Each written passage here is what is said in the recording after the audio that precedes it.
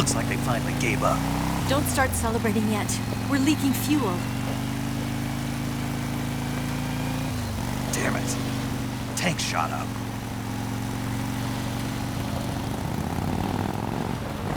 Crap.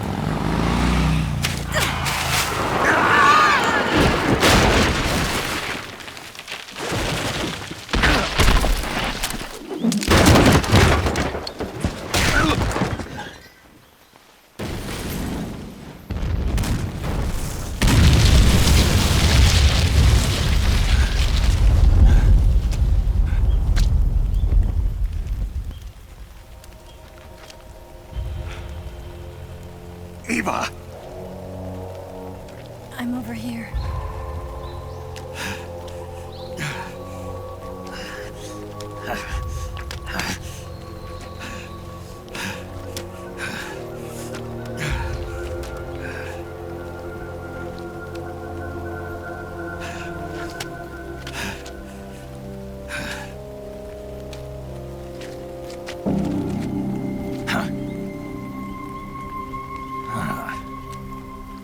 Snake. How's it look? Pretty bad. Not a sensitive bone in your body. Eva, What about you, Snake? I'm fine. That's good to hear.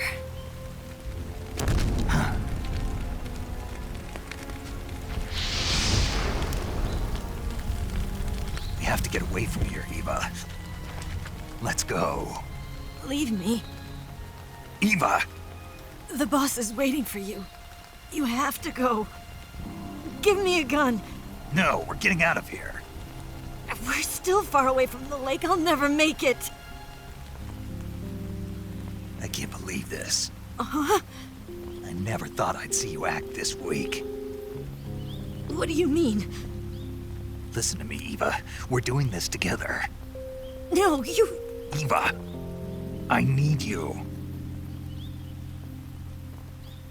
Say that one more time. I need you. I can't fly the wig by myself.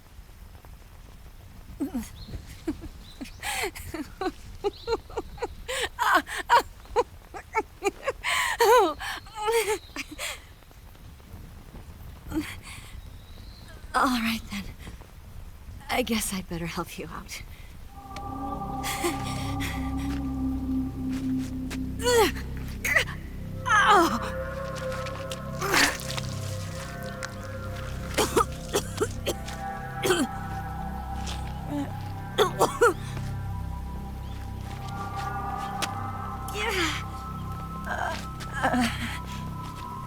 You're lucky to have me. No.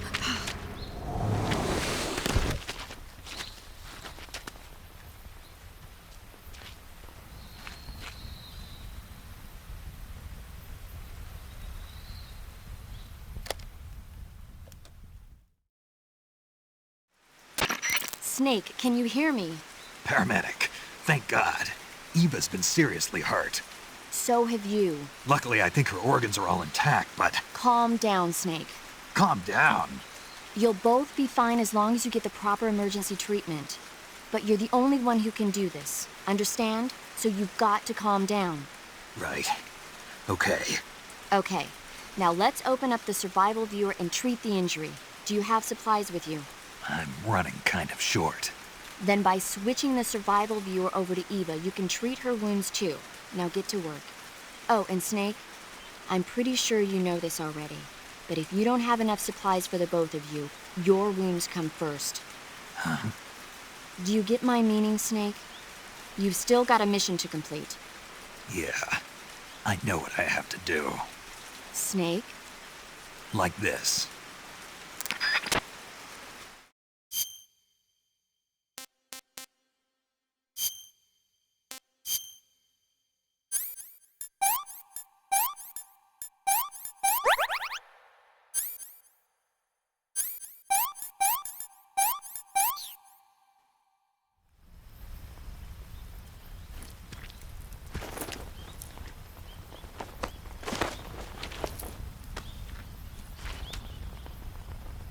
Can you walk? Yeah, I think so.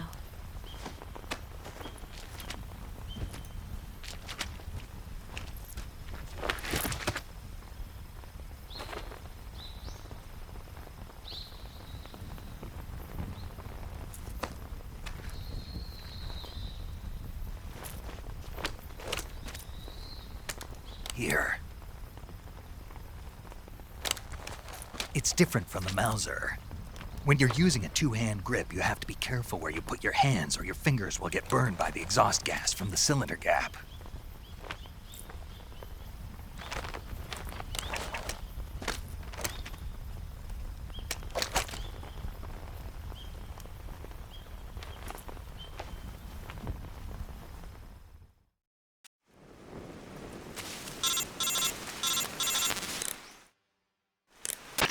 Snake, are you all right?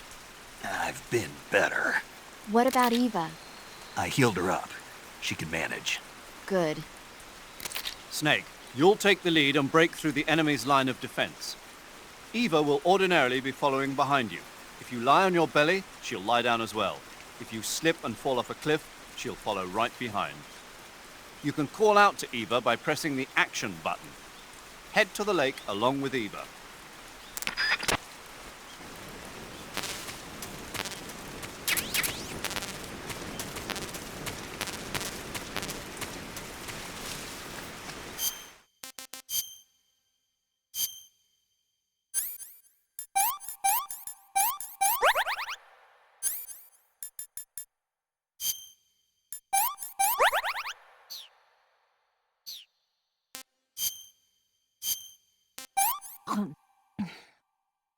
This tastes like crap.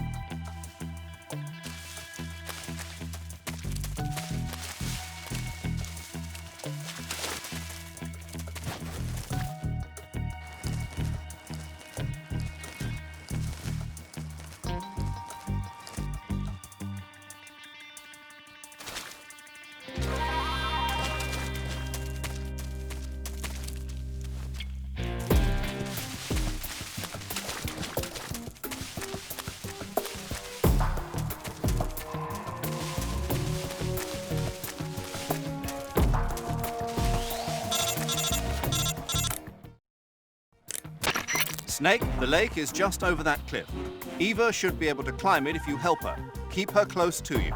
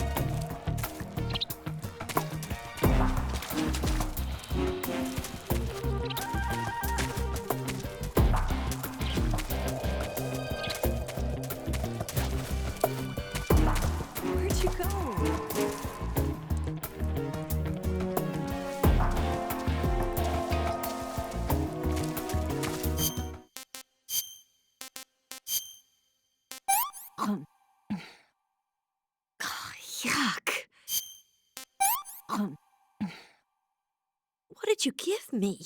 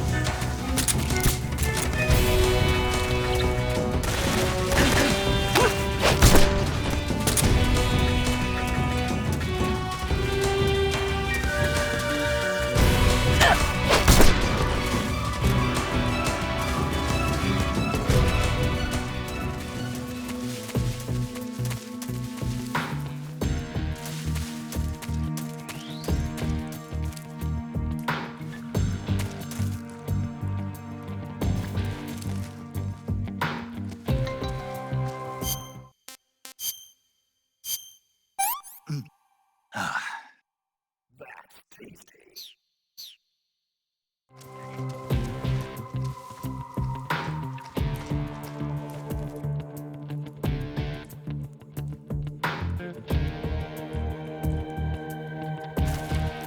We've lost sight of the enemy. He's definitely...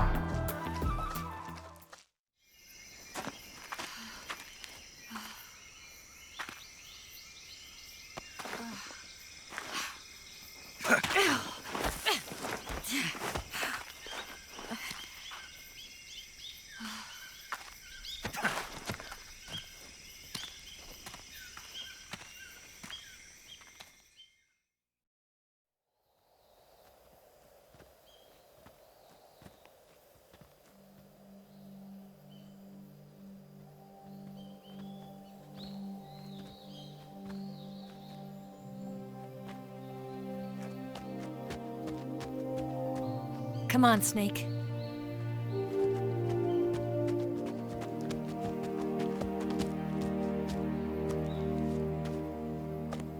We made it. We made it. Over there.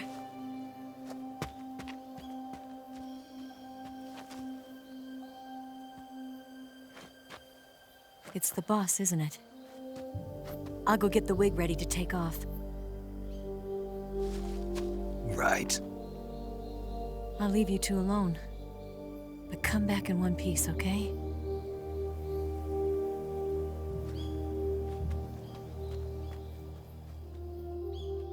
Promise me!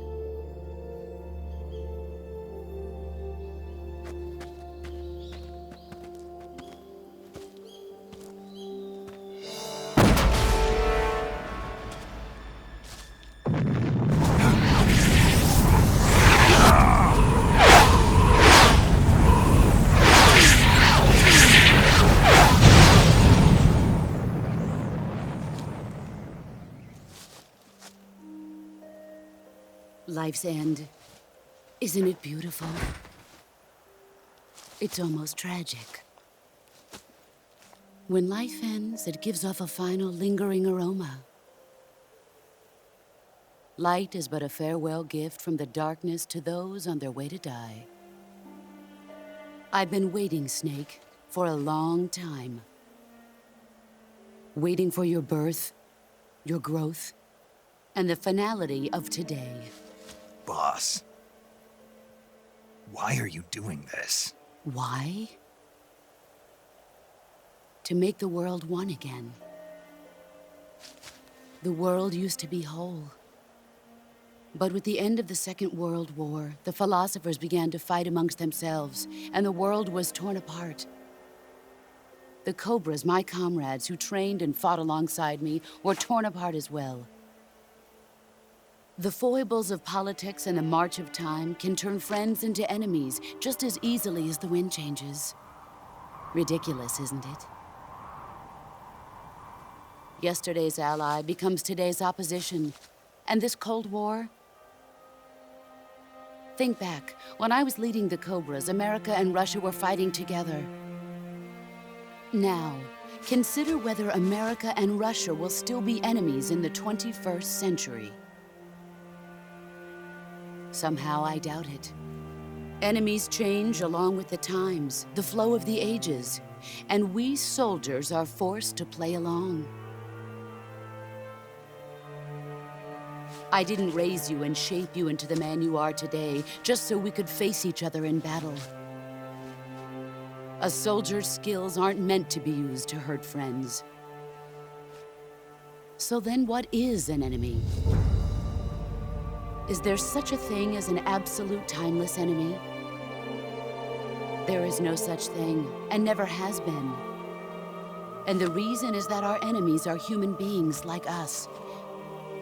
They can only be our enemies in relative terms. The world must be made whole again. The philosophers must be reunited. I will devote my skills to that purpose. And with the Colonel's money, I will achieve that end. Just as I once created the Cobras. They are my family. I may no longer be able to bear children, but I still have a family. It was November 1st, 1951. I was in the Nevada desert participating in atomic testing. The name Nevada is derived from Spanish, covered in snow, white as snow. And snow is exactly what I saw in that Nevada desert. It froze my blood white.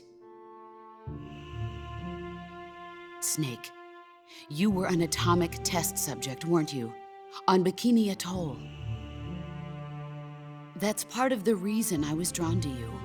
You and I are alike. We're both slowly being eaten away by the karma of others. We'll never have the chance to die peacefully of old age. We have no tomorrow. But we can still have hope for the future. In 1960, I saw a vision of the ideal future from space. 3 years earlier, the Soviet Union had succeeded in launching Sputnik, the first man-made satellite in history, into orbit. This came as a huge shock to the United States. In response, America threw everything it had into its own manned spaceflight project, the Mercury program. Even as the Soviets seemed poised to send their first man into space, America was still experimenting with chimpanzees and rockets. The government wanted human data. So they secretly decided to send a human being into space. I was the one they chose. At the time, they didn't have the technology to block out cosmic rays, and whoever they sent up would inevitably be exposed to heavy radiation. That's why they chose me. After all, I'd already been irradiated once. Of course, you won't find any of this in the history books. I could see the planet as it appeared from space. That's when it finally hit me. Space exploration is nothing but another game in the power struggle between the US and the USSR. Politics, economics, the arms race, they're all just arenas for meaningless competition. I'm sure you can see that, but the Earth itself has no boundaries. No East, no West, no Cold War. And the irony of it is, the United States and the Soviet Union are spending billions on their space programs and the missile race, only to arrive at the same conclusion. In the 21st century, everyone will be able to see that we are all just inhabitants of a little celestial body called Earth. A world without communism or capitalism, that is the world I wanted to see. But reality continued to betray me.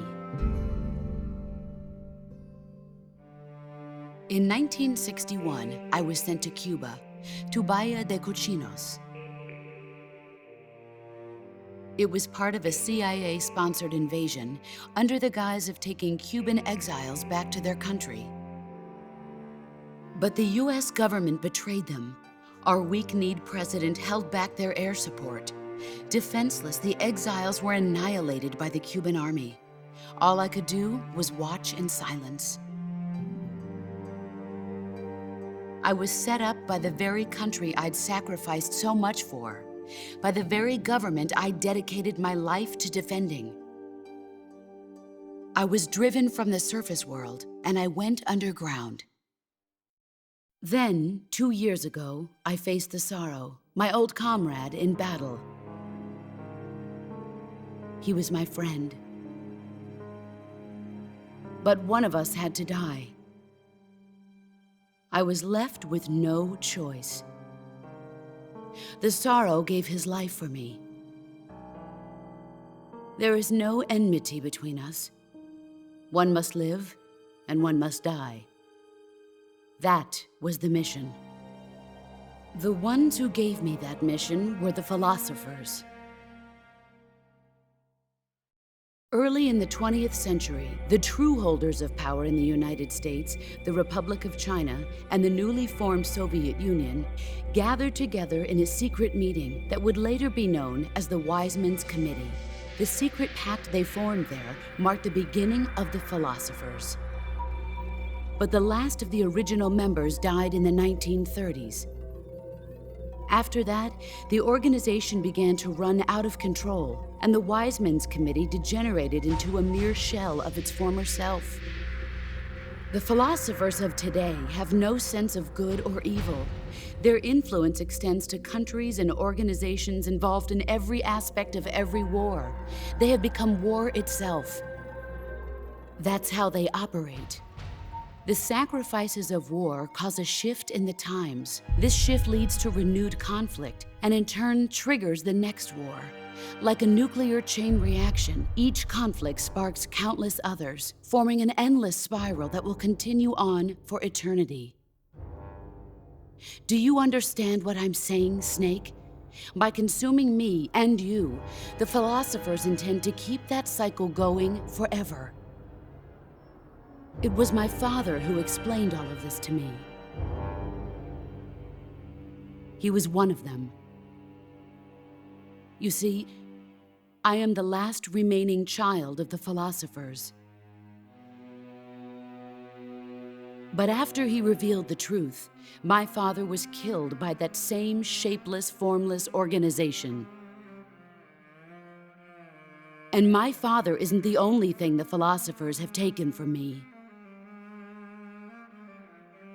In June of 1944, the Cobras and I took part in the landing at Normandy. We'd been given a top-secret mission to locate and destroy enemy V-2 rocket installations.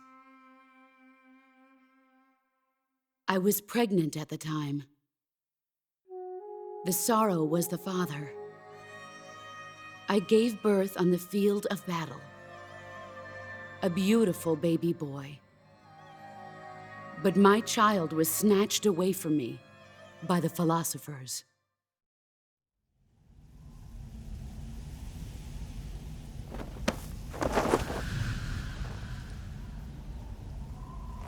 Look at this scar.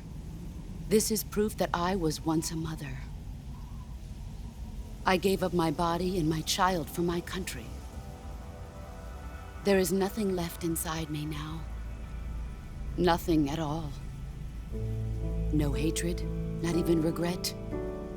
And yet sometimes at night, I can still feel the pain creeping up inside me, slithering through my body like a snake.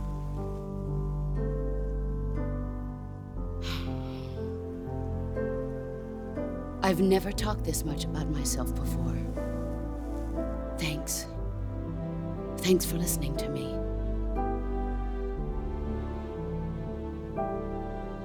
I feel content. Snake, commence the operation. I raised you. I loved you. I've given you weapons, taught you techniques, endowed you with knowledge. There is nothing more for me to give you.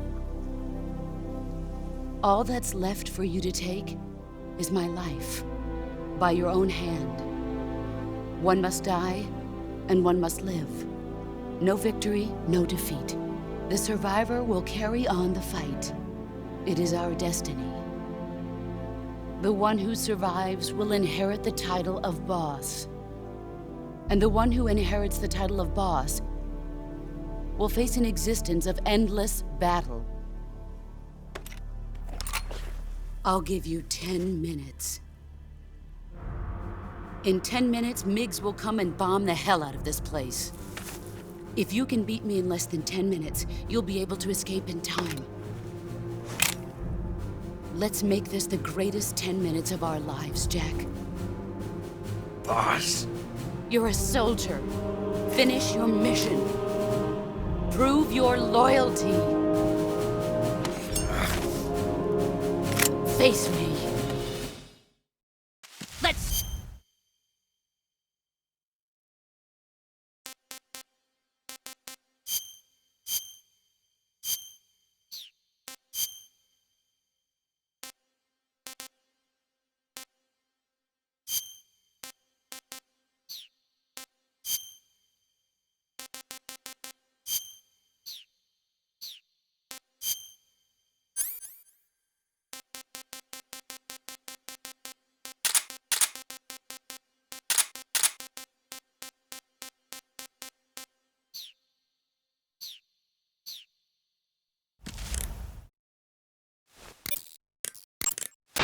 You going to save?